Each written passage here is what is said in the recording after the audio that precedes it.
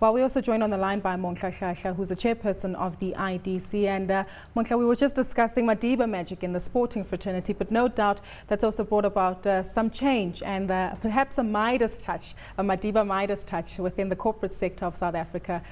Your thoughts on the sentiments? I think I was listening to Denny, Jordan, and thinking about when we, on the 27th of October 2006, when we renamed Johannesburg International Airport to OR Tambo International Airport, and I had the opportunity to sit next to the awesome Nelson Mandela, and he shared something that I hadn't known about the importance of mentorship and how OR Tambo mentored him, and how he understood the importance of South Africa belonging to all who live in it, almost literally, because of OR Tambo. And this morning, when I learned of his passing away, I burst into tears, not because I didn't anticipate for him to pass on.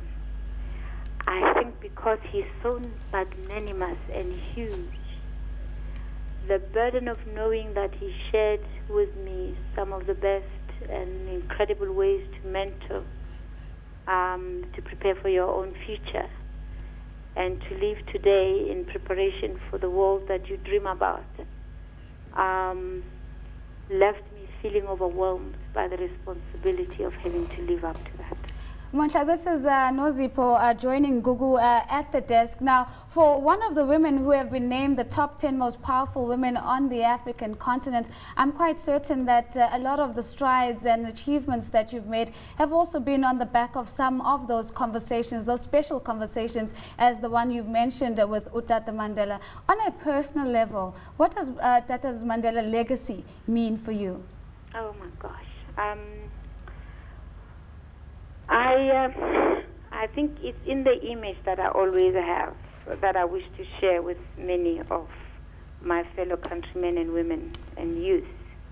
I always imagine a young boy in the middle of Kunu who would be running around, a shepherd playing around soccer, looking after cattle or sheep, whichever it is, and nobody aware that they are next to someone who is destined for bigger things and who will see the world bigger than we could all ever imagine.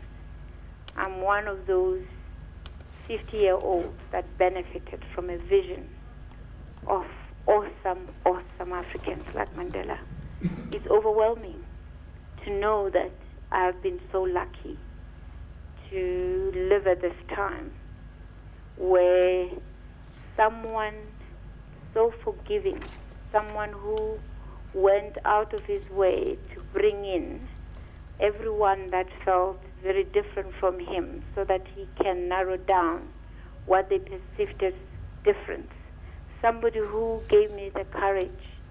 And even, it's amazing that if it weren't for their vision, I would not have had a chance to test my skills at being a leader of a company.